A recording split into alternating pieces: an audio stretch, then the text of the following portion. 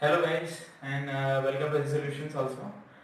Basically आज का video last video रहेगा प्रोडक्ट एलिमेंट्स के लिए, जो मेरा चैप्टर रहेगा साइंस का। यूट्यूब चैनल का लास्ट वीडियो नहीं मेरा, वो कंटिन्यू होते रहेगा, उसका दास्तान अब तक खत्म नहीं हुआ है। मेरे को आपका जो मैंने बताया कि मैं एसएससी का महाराष्ट्र बोर्ड का खत्म करूंगा, फिर कुछ कंप्यूटर ग्राफिक्स का, फिर कुछ ग्लोबल कंटेंट, फिर गणेश जी अपना खुद का कुछ डालेंगे फाइनेंशियल पे। ऐसे कंप्लीट नहीं करता है। अभी just I am I growing stage यार। So I'm just in the last video of periodic elements. Hope you will like this video. Please do like, share, comment and subscribe. ये मैंने पहले ही क्यों बोला, क्योंकि ये जो वीडियो थोड़ा लेंथी जाएगा ऐसा मुझे लग रहा है, क्योंकि लास्ट जो कंटेंट है मैं इसको धमाकेदार बनाना चाहता हूँ। Last but not the least, इस वीडियो का आगे मैं एक ग्लोबल कंटेंट बनाऊंगा जहाँ पे मैं रिकैप दूंगा एक्चुअली मेन पीरियोडिक एलिमेंट्स का, जहाँ पे मैं सिर्फ और सिर्फ वो table, periodic table, modern periodic table कहाँ से आया, कैसे उसमें प्लेसिंग किए गए थे, इन सारी चीज़ों के बारे में बताऊंगा। एंड मेनली अगर मुझे हुआ तो मैं उसके अंदर और एक बात बताऊंगा कि कैसे ग्रेडेशन होता था प्रॉपर्टीज में। पीरियड नंबर क्या स्पेसिफाई करता है, ग्रुप नंबर क्या स्पेसिफाई करता है, हर एक ब्लॉक क्या होता है, इनके बारे में आगे डिस्कस करने को कोशिश करूंगा। एंड वो चीज़ के बारे में इस वीडियो में बताऊंगा मैं। कोशिश सिर्फ नहीं, मेरी पूरी जान रहेगी उस जगह पे। एंड बेसिकली अगर मैं बोल रहा हूँ सबसे ग्लोबल कंटेंट बोल रहा हूँ तो आप थोड़ा मिसअंडरस्टैंड मत कीजिएगा। मैं अभी मतलब यूट्यूब में डालूंगा नहीं, या फिर किधर और डालूंगा जहाँ पे मुझे पूरे वर्ल्ड वाइड में देखेंगे लोग। मैं यूट्यूब में डालने वाला हूँ। It will B global content also, cause the name suggest global, मतलब वहाँ पे ग्लोबली अभी एक ही लैंग्वेज चलता है, दैट इज इंग्लिश। तो मुझे इंग्लिश में बात करना पड़ेगा, बहुत मेहनत पड़ना पड़ रहा है। इंग्लिश बोलना है यानी भाई मतलब जन्म सिद्ध अधिकार को पाने से थोड़ा और ऊपर बात करना। तो Hindi was just amazing for me, मतलब अपना खुद का राष्ट्रभाषा है, उसको कितना भी हम लोग यूज करें कभी थकते नहीं। इंग्लिश ऐसा एक चीज है जो अंग्रेजी लोग यहाँ पे छोड़ के चले गए, तो उसमें बात करने के लिए थोड़ा प्रॉब्लम है, but it will not be difficult one, क्योंकि मैं भी इंग्लिश स्कूल से पढ़ के आया है, टेंशन नहीं। Hope you will like that video also. मैं अभी से बोल के रख रहा हूँ वो चीज़ के लिए। एंड वो ग्लोबल कंटेंट इसलिए नहीं है कि मैं सिर्फ ग्लोबली प्रोवाइड करूंगा वो एजुकेशन या knowledge, but it will be a drastically different approach मेरे इस चैनल के थ्रू से, ताकि समझ में आए कि जो जो इल्यूजन्स या फिर को जो लूप होल्स बना के रखे थे हर एक जगह पे, उसको भी मैं निकालूंगा, खोलूंगा, कुछ नया फाइंडिंग्स करूंगा एंड उसको मैं पब्लिश करूंगा आपके सामने, ताकि आपको ज़्यादा नॉलेज मिले। तो अभी जाते हैं मेरे दास्तान पे, वरना टाइम ज़्यादा जाएगा। सो बेसिकली लास्ट वीडियो में हम लोगों ने जैसे देखा था कि पीरियोडिक टेबल में हम लोग ने बोला था कि एक पीरियड या फिर एक ग्रुप्स, कितने ग्रुप से कितने पीरियड से मैंने बताए थे। प्रॉपर्टीज बताया था कुछ कुछ मैंने हर जगह पे पीरियोडिक टेबल का। किसने बनाया मैंने बताया था, हेनरी मॉसेले साहब ने। तो उसके अलावा मैंने क्या बताया था कि पीरियड नंबर और ग्रुप नंबर कितना, मतलब कितने टाइप के ब्लॉक्स थे हमारे पीरियोडिक टेबल में, वही मैंने बताया था। मतलब नॉर्मली पीरियोडिक टेबल तो कुछ इस स्ट्रक्चर में दिखता है हमारा।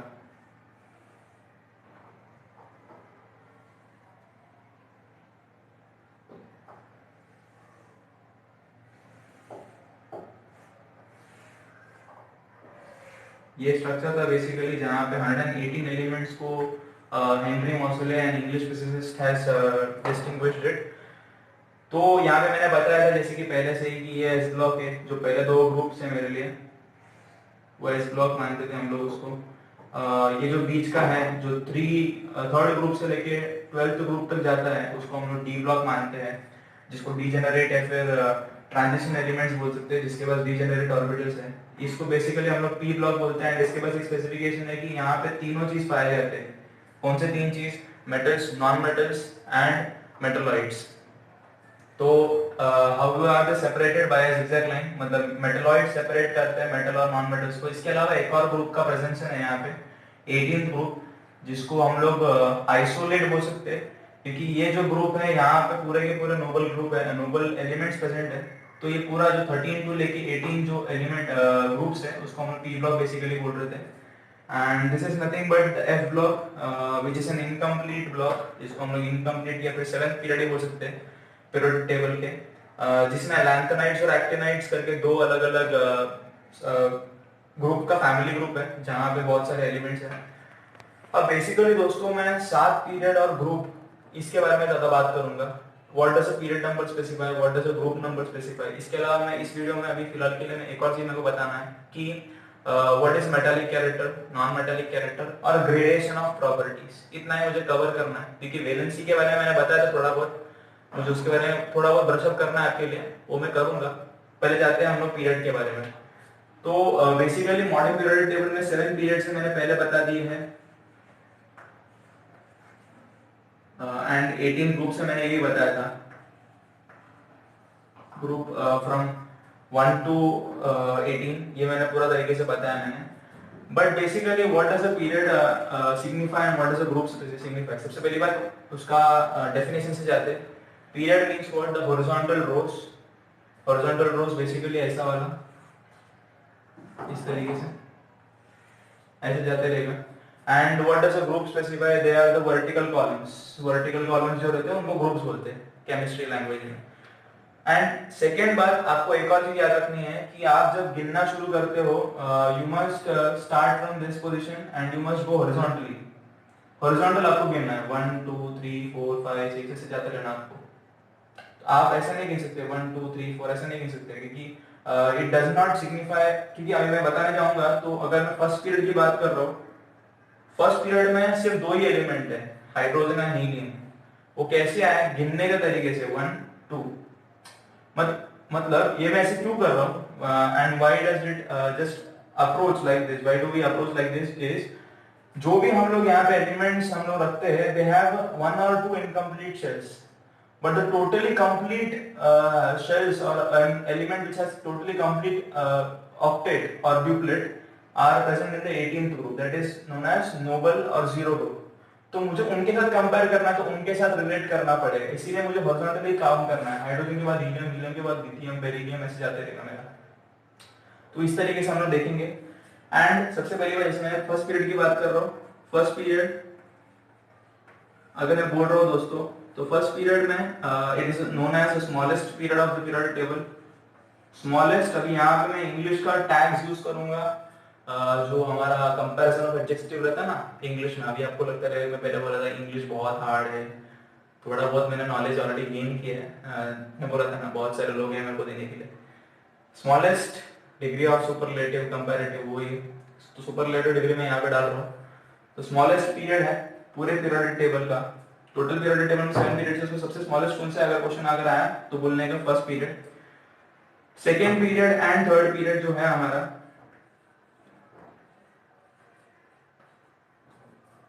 now this period contains it is a small period। Small बोल रहा हूँ दोस्तों, स्मॉलर नहीं बोल रहा, स्मॉल बोल रहा हूँ। From superlative I am going directly to positive degree. Small इसीलिए क्योंकि पहले पीरियड में हमारे पास सिर्फ 2 एलिमेंट है, that is hydrogen and helium. Second और थर्ड पीरियड जो है हमारा, they are small elements cause second अगर पीरियड की बात करें, अगर जाए हम लोग तो 1 2 13 से लेके 18 अगर मैं बात करूँ 5 एलिमेंट्स है, तो 2 + 5 7। Same condition applies for both the groups. Total कितने होंगे हमारे पास, 7 7 14 एलिमेंट्स रहेंगे। तो मैक्स टू मैक्स 7 to 14 में लिख रहा हूँ यहाँ पे, 7 to 14 एलिमेंट्स है हमारे लिए, इसको स्मॉल ग्रुप बोलते हैं। Next 4 and 5 period, 4th and 5th period जो है हमारे, इसको लार्ज ग्रुप बोलते हैं। लार्ज, इसके बाद लार्जेस्ट की आने वाला टेंशन नहीं है उसमें। लार्ज ग्रुप इसलिए बोलते हैं क्योंकि यहाँ पे बेसिकली पूरा का पूरा मिलता है, डी ब्लॉक भी मिल रहा है, एस ब्लॉक भी मिल रहा है, पी ब्लॉक भी मिल रहा है। 1 2 3 में सिर्फ और सिर्फ मुझे एस ब्लॉक मिल रहा था और पी ब्लॉक मिल रहा था। एंड नॉर्मली अगर मैं बात करूं फर्स्ट पीरियड की, तो फर्स्ट पीरियड में सिर्फ मुझे एस ब्लॉक का एक एलिमेंट और पी ब्लॉक का एक एलिमेंट मिला, इसलिए इसको स्मॉलेस्ट बोला था मैंने। जब मैं 4th और 5th पीरियड की बात कर रहा हूं, then we are just talking inside the we are including the elements of D block also. तो यहाँ पे काउंटिंग थोड़ा बढ़ जाता है, तो there is a range of 14 to 24 elements, इसलिए इसको लार्ज पीरियड बोलते हैं ये दोनों पीरियड्स को। And last but not the least 6th period जो है, इसके ऊपर में last but not the least मैं इसलिए बोल रहा हूं ताकि वो ऊपर का ब्लॉक खत्म हो जाए। 6th पीरियड जो है, it is the largest period, having 32 elements. 32 elements इसके अंदर खुद ब खुद है, 32 टोटल में है पहले से, मैं बता दे रहा हूँ। एंड ये 32 क्यों मैं बोल रहा हूँ वो आप खुद चेक कर सकते हो, मैं वो अपने जो ग्लोबल कंटेंट वाले जो वीडियो है उसमें प्रॉपर्ली बता दूंगा। बस आप इतना याद रखो। इसके बाद last but not the least, जो हमारा डाउन द ब्लॉक जो है, हमारा एफ ब्लॉक जो है, इसको हम लोग टोटली बोलते हैं 7th पीरियड। एंड ये जो पीरियड है, इनके जो एलिमेंट्स, जैसे मैंने पहले प्रीवियस वीडियो में बताया था कि ये इसमें जो भी एलिमेंट्स है they have close resemblance with the elements that are present in the upper side of the block of the periodic table. And secondly, seventh period is an incomplete period. Incomplete इसीलिए क्योंकि इनके कुछ कुछ चीजें जो है, कुछ कुछ प्रॉपर्टीज आर लेफ्ट आउट, मतलब कुछ ढूंढे नहीं गए, किसी किसी के शेल्स पूरे भरे नहीं है। कितने अभी अगर मैं यूरेनियम की बात करूं, अभी तक वो फिक्सचर ठीक नहीं हुआ है कि कितना उसका एटॉमिक नंबर हो सकता है, कितना नहीं हो सकता है। टाइटेनियम, ऐसे बहुत सारे एलिमेंट्स हैं जिसके आउटर मोस्ट ऑर्बिट में कितने इलेक्ट्रॉन्स होने चाहिए is still not fixed, but it will be fixed in recent times also.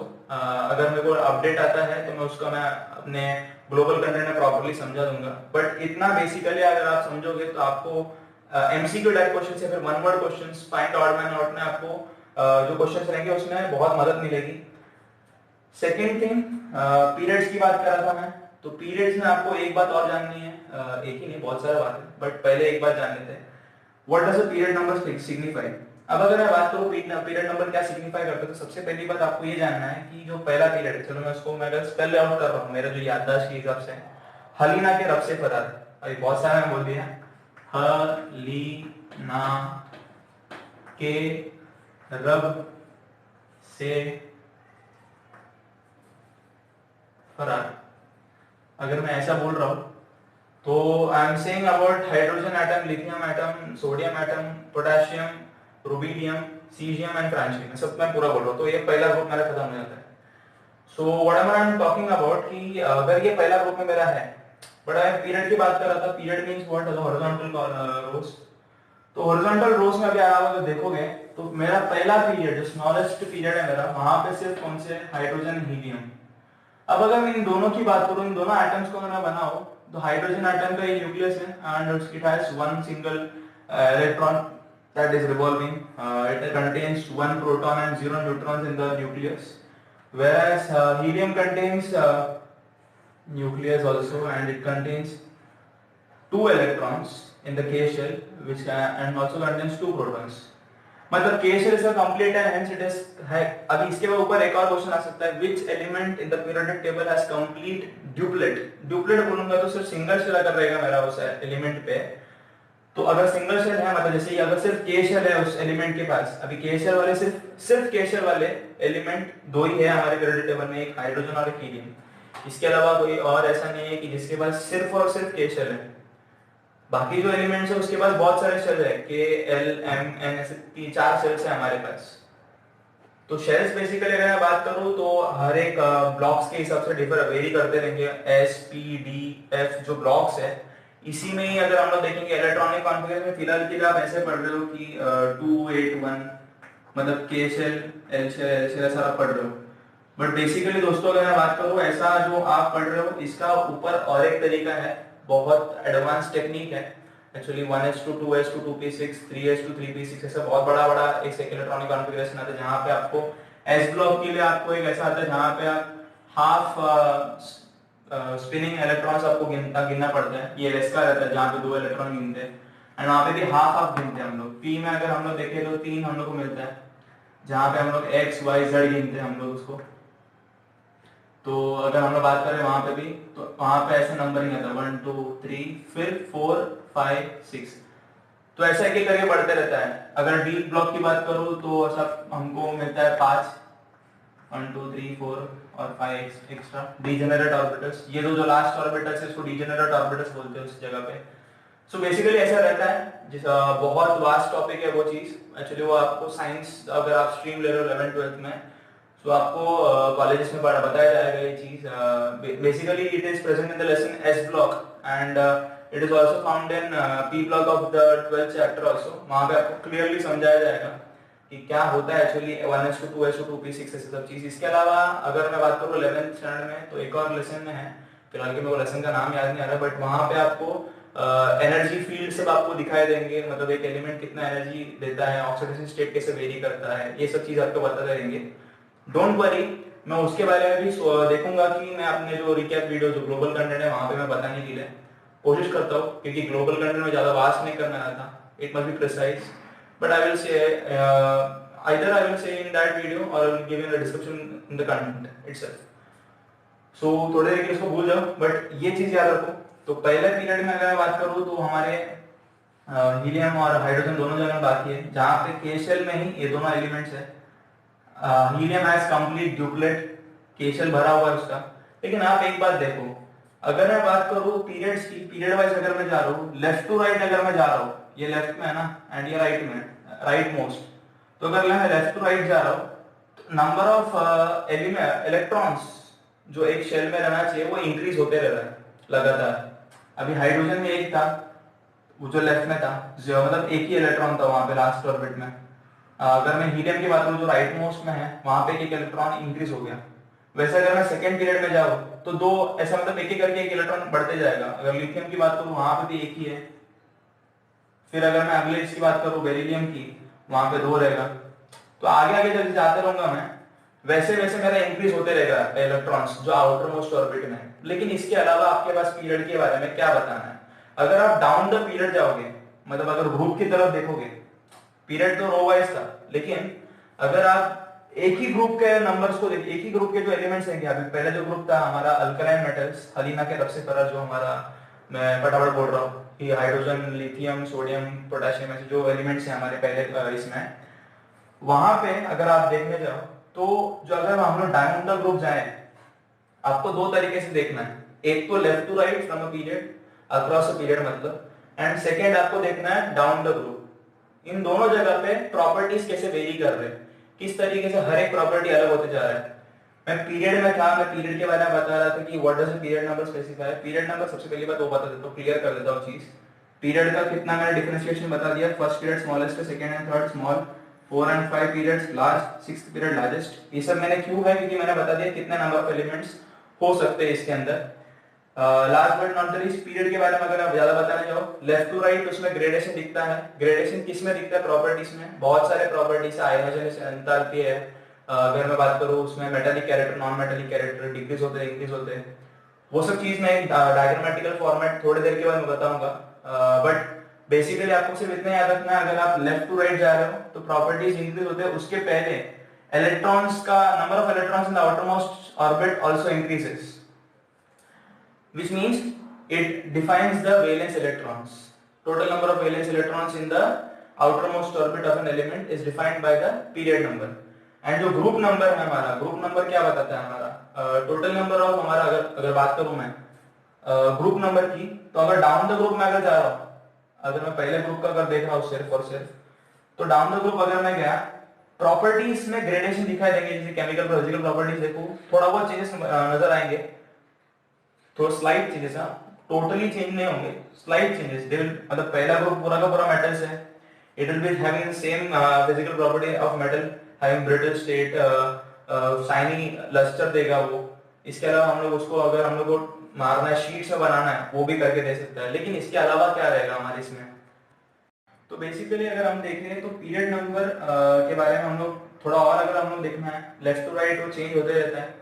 Left to right क्या क्या बढ़ता है? एक तो इलेक्ट्रॉन बढ़ता है, इलेक्ट्रॉन बढ़ेगा तो क्या बढ़ेगा दोस्तों? एटॉमिक नंबर बढ़ेगा, एटॉमिक नंबर इंक्रीज होता है। इसके अलावा अगर हम लोग बात करें तो हम लोग को metallic character, non metallic character, ionisation, enthalpy, इन सब के बारे में बात करना है। लेकिन फिलहाल ये मैं उतना डीप नहीं जा रहा, वो लास्ट टॉपिक है हमारा, इस पूरे वीडियो का लास्ट टॉपिक है, तो उस टाइम मैं बताऊंगा पूरे तरीके से एक डायग्राम बना के। अगर हम लोग अभी, ये तो बेसिकली नॉर्मल था, पीरियड नंबर क्या स्पेसिफाई करता है, तो मैंने बता दिया उसके बारे में। एंड पीरियड के लेफ्ट टू राइट से नॉर्मली एटॉमिक नंबर चेंज होता है, मैंने बताया था, एंड वैलेंस इलेक्ट्रॉन ये भी बढ़ता रहता है। अगर मैं ग्रुप्स की बात करूं, अगर स्पेसिफाइड ग्रुप की बात करूं, हर एक ग्रुप का खुद का एक नाम है, वो ग्रुप नंबर क्या स्पेसिफाई, खुद का नाम। अब अगर मैं वन ग्रुप, फर्स्ट ग्रुप की बात करूं तो अल्कलाइन मेटल्स, सेकंड ग्रुप की बात करूं तो अल्कलाइन अर्थ मेटल, थर्ड से लेके जो 12 ग्रुप है उसको पूरा का पूरा मैं ट्रांजिशन एलिमेंट्स बोलता हूँ, या फिर डी ब्लॉक में आते हैं बोलता हूँ। 13th ग्रुप को मैं एक फैमिली के हिसाब से मानता हूँ, 14th को भी फैमिली, 15th को वैसे फैमिली टाइप, मतलब oxygen family, boron family, nitrogen family, chlorine family, फिर नोबल गैसेस का एक अलग से फैमिली मेंबर्स आते हैं जहाँ पे पूरा नोबल एलिमेंट्स है। तो ग्रुप नंबर स्पेसिफिकली एक तो मैंने को बता दिया कि हर एक ग्रुप क्या है, बताता है मुझे इस ग्रुप में कौन से एलिमेंट्स है, किस टाइप के एलिमेंट्स है, ये मुझे बता देता है।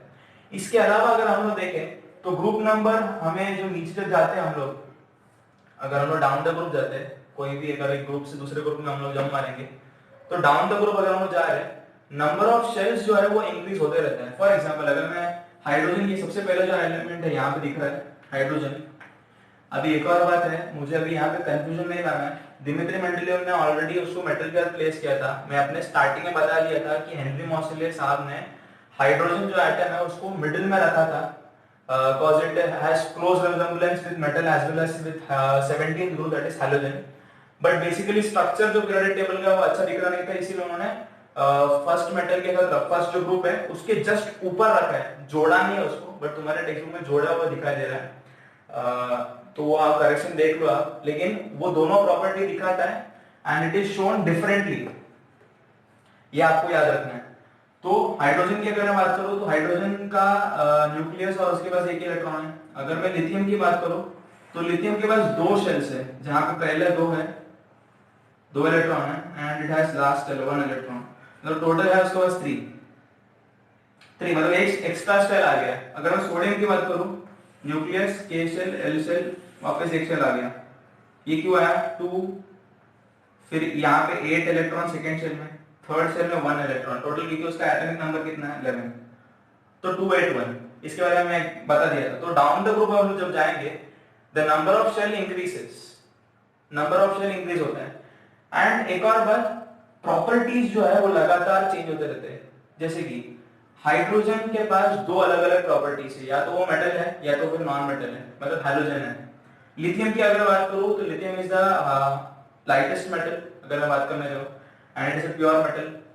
सोडियम की अगर बात करूं तो it is a reactive metal जो फटाफट रिएक्शन स्टेट में चला जा सकता है। पोटेशियम, उसके बाद जो नीचे वाला है, इसके नीचे जो पोटेशियम है के, जिसको हम लोग के से सिग्निफाई करते हैं, ये भी एक रिएक्टिव एलिमेंट है, लेकिन उतना इसका हाइड्रोक्साइड या फिर हम लोग बोले कि ऑक्साइड्स आर टू विस्कस। तो ऐसे नीचे नीचे जाते हैं तो आपको बहुत सारा मिलेगा। Last but not least caesium, francium की अगर बात करूं they have radiation property also. तो ऐसे जब हम लोग नीचे जाते हैं तो प्रॉपर्टीज बढ़ते हैं, मतलब थोड़ा बहुत ग्रेडेशन दिखाते हैं उन लोग में। एंड ये तो ग्रुप नंबर और पीरियड नंबर के बारे में बेसिक मैंने बता दिया है। अब अगर वैलेंसी की बात करूं, वैलेंसी से हम लोग को, मैंने अभी नॉर्मल चीज आपको जो लास्ट टॉपिक में बताया था कि वैलेंसी में हम लोग को एक ही बात जाननी है कि कितने, क्या वो मेटल के बारे में बता रहा हूं मैं, मेटल का वैलेंसी बता रहा हूं कि नॉन मेटल का वैलेंसी बता रहा हूं। देखिए valency increases from 0 to 4 and decreases from 4 to 0, ये मैंने प्योरली बताया था। एंड अगर इंक्रीज हो रहा है तो इंक्रीज कहां से कहां तक हो सकता है? 0 to 4 that is in metals. And non metal में कैसे होता है? वो डिक्रीज होता है 4 to 0। अब अगर मैं 4 to 0 बात कर रहा हूं, ये कहां पे होता है, कैसे होता है, ये भी बताऊंगा मैं। स्टार्टिंग में अगर मैं बात कर रहा हूं तो लेफ्ट टू राइट अगर जा रहे हैं हम लोग, लेफ्ट टू राइट जाएंगे तो the valency increases from 0 to 4, ये रेंज रहता है उसका, 4 तक ही जा सकता है, उसके ऊपर नहीं आ सकता। अब अगर मैं बेसिक एग्जांपल लूं, चलो फर्स्ट ग्रुप की अगर मैं बात करूं, उसमें फर्स्ट जो एलिमेंट है, अगर मैं उसको चलो लिथियम ही ले लेता हूं, पूरे ग्रुप का वैलेंस इलेक्ट्रॉन सेम। अभी एक और बात है, ग्रुप वाइज अगर हम लोग जाएंगे तो number of valence electrons same रहेंगे। पहले ग्रुप का एक ही वैलेंस इलेक्ट्रॉन, दूसरे ग्रुप का 2, तीसरा ग्रुप का 3, ऐसे जाते रहेगा। लेकिन आपको एक बात जाननी है कि बीच में एक ऐसी जगह आता है जहां पे वो वापस 4 to 0 जाता है, तो वो आपको समझ में आना चाहिए। बेसिकली एक मिनट, हाँ,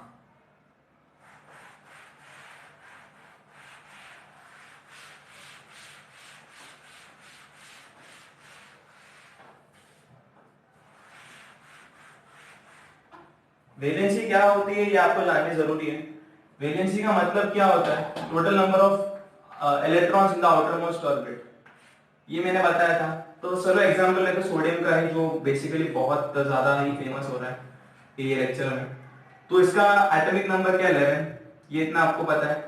इसके अलावा इलेक्ट्रॉनिक कॉन्फ़िगरेशन जो आपने सीखा है वो 281 है। अभी ये दोस्तों आपने कैसे सीखा था? आपको आपके प्रीवियस स्टैंड में आपको बताया गया था K shell, L shell, M shell, N shell करके, जहां पे के का कैपेसिटी 2 है, एल का 8, एम का 18, एन का 32 इलेक्ट्रॉन्स, मतलब इतना होल्ड कर सकता है वो। लेकिन जरूरी नहीं है दोस्तों कि आपका जो शेल आप बनाते हो, 281 का शेल जो बनाते हो आप, यहाँ पे जो 2 है, यहाँ पे 8,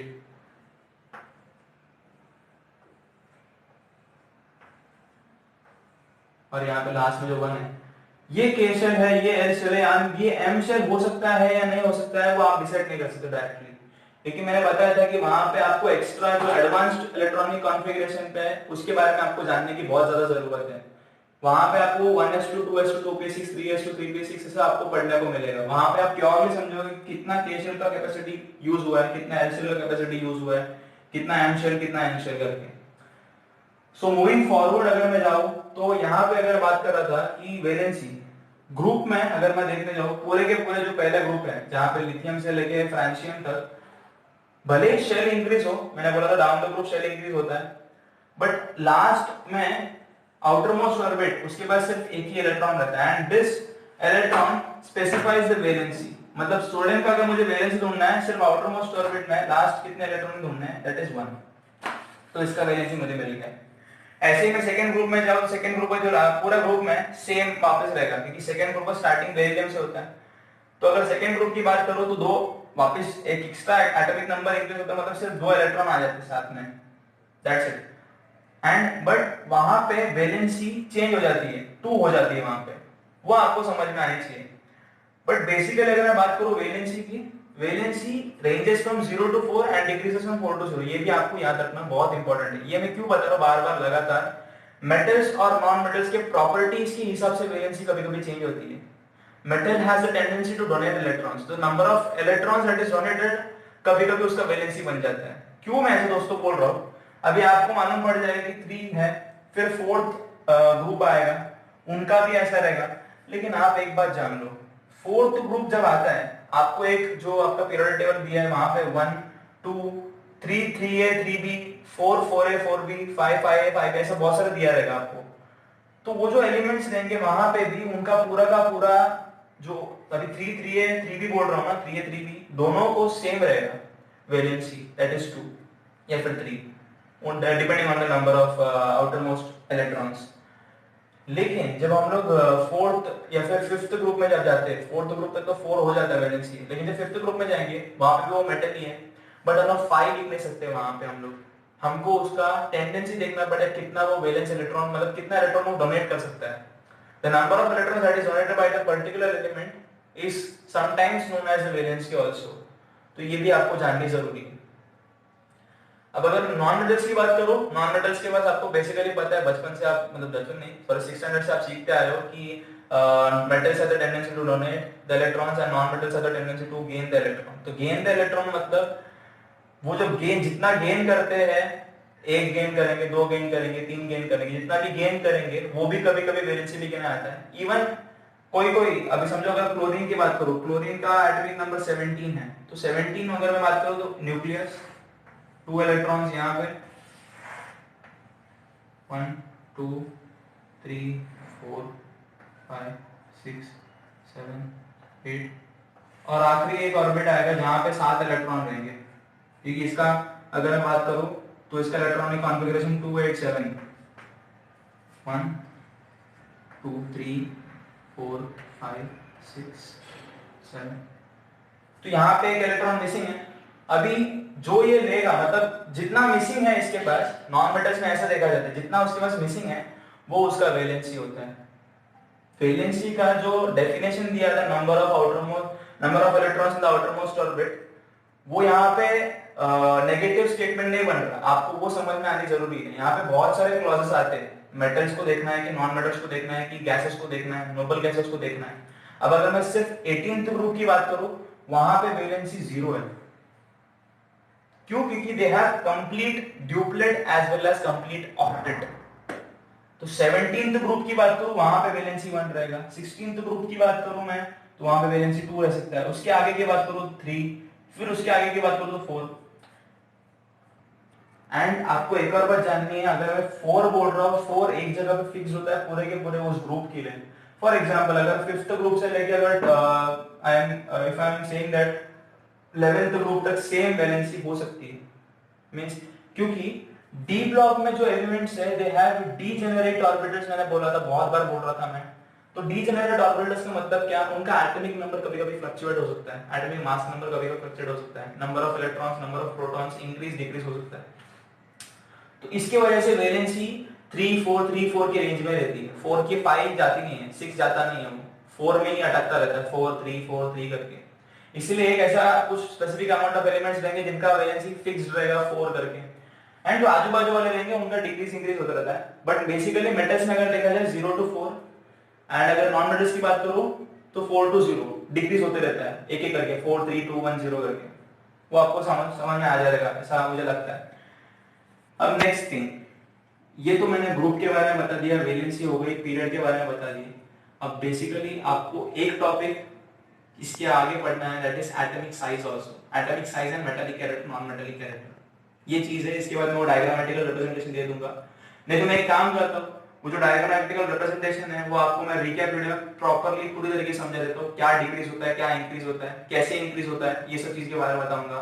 आयनाइजेशन एंथैल्पी क्योंकि बहुत बड़ा चीज है समझाने के लिए, उसको मैं सिंपलेस्ट वे में समझाने की कोशिश करूंगा। तो वो जो डायग्रामेटिकल रिप्रेजेंटेशन है उसको मैं वो अपने ग्लोबल कंटेंट में समझा दूंगा। टेंशन मत, तो इंग्लिश में बोल रहा हूँ तो मतलब हार्ड इंग्लिश नहीं रहेगा, इजी बोलूंगा जितना मुझे आता है, जितना मुझे नॉलेज है उसके हिसाब से।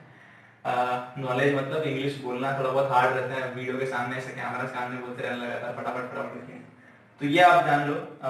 एटॉमिक साइज, एटॉमिक साइज मतलब क्या, एक एटम का न्यूक्लियस से लेके आउटर मोस्ट ऑर्बिट तक कितना डिस्टेंस रहता है उसको हम लोग एटॉमिक साइज होती है, फिर उसको हम लोग बोल सकते हैं एटॉमिक रेडियस। जैसे कि सर्कल का रेडियस किसी गिनते हैं, सेंटर से लेके आउटर मोस्ट सर्कमफ्रेंस तक, तो वो जो डिस्टेंस रहता है वो मेरा रेडियस होता था। वैसे ही यहाँ पे भी न्यूक्लियस से लेके आउटर मोस्ट ऑर्बिट तक जो रहता है उसका जो डिस्टेंस रहता है वो उस एटम का एटॉमिक रेडियस बोलते हैं। अभी इसको सबसे पहली बात आप जान लो, एटॉमिक रेडियस के बारे में अगर हम लोग बात करें तो रेडियस किस तरह से गिनते हैं हम लोग, पिकोमीटर्स में। पिकोमीटर्स में अगर हम लोग गिन रहे हैं तो ये जो है it is smallest then nanometer also. Nanometer जो है हमारा, पिकोमीटर इससे भी छोटा है। अभी पिकोमीटर का टोटल अगर मैं काउंट करूं, 1 picometer is equal to how much meters, अगर मैं कन्वर्ट करूं तो 10⁻⁻12 मीटर्स, इतना। सो बेसिकली आपको ये समझना है कि सबसे छोटा वाला एटम कौन सा है, सबसे बड़ा वाला एटम कौन सा है, ये आपको बेसिकली आइडेंटिफाई करने को हो जाएगा। तो ये आपको एक तो मैं बता दूंगा सबसे छोटा कौन सा है, बड़ा वाला कौन सा है वो आपको ढूंढना पड़ेगा। सबसे छोटा वाला हमारे पास हीलियम है। We have also hydrogen, but hydrogen को हम लोग दोनों जगह पे गिन नहीं सकते क्योंकि it has resemblance in halogen group and as well as metal, but helium को हम लोग गिन सकते हैं वहाँ पे smallest element जैसा। लार्जेस्ट आपको ढूंढना है, आज का सवाल है। एक्चुअली मैं इतने दिनों से कुछ सवाल पूछ ही नहीं रहा हूँ क्योंकि टॉपिक्स वास्ट होते जा रहे हैं, मेरे पास कम टाइम होते जा रहा लगातार, तो I am just completing it. Picometres, atomic radius की मैं बात किया था मैंने। And second thing, down the group अगर हम लोग देखें तो एटॉमिक साइज इंक्रीज होते रहता है, but from left to right atomic size doesn't increase, वो सेम रह जाता है, आइडेंटिकल, मतलब हर जगह पे सेम, क्योंकि सिर्फ एटॉमिक नंबर इंक्रीज होता था। लेकिन ग्रुप में अगर हम लोग डाउन द ग्रुप जाए तो शेल इंक्रीज होने की वजह से एटॉमिक रेडियस इंक्रीज होता था। एंड काउंट किससे करते हैं, पिकोमीटर से। Metallic non metallic character last topic है, अभी वो बता रहा हूं उस जगह पे। मेटालिक कैरेक्टर नॉर्मली मेटल्स के बारे में, मेटल्स यहाँ पे क्या है, मेटल्स मतलब क्या है, ऐसे सब्सटेंस जिनका पास प्रॉपर्टीज अगर मैं बोलूं शाइनी लस्टर मिलता है उनके पास, उनको टाइनी शीट्स में मैं कन्वर्ट कर सकता हूँ, उनको कोई टूल्स में यूज कर सकता हूँ, प्लेटिंग के लिए यूज कर सकता हूँ, ऐसा उसको बोलते हैं हम लोग metals. And second thing, metals का जो टेंडेंसी रहता है वो क्या रहता है, टेंडेंसी ये है कि उन लोग डोनेट करते हैं electrons, they have the tendency to donate electrons. ये डोनेट करने की वजह से उनको क्या मिलती है, दे गेन पॉजिटिव एनर्जी, ज्यादा पॉजिटिव एनर्जी मिलता है। तो हेंस इट गेन्स, समझो अगर सोडियम का, अभी सोडियम का यहाँ पे एक इलेक्ट्रॉन था, लास्ट इलेक्ट्रॉन, समझो ये अभी क्यों करता है मेटल्स ऐसा डोनेट, क्योंकि उसको स्टेबल बनना है।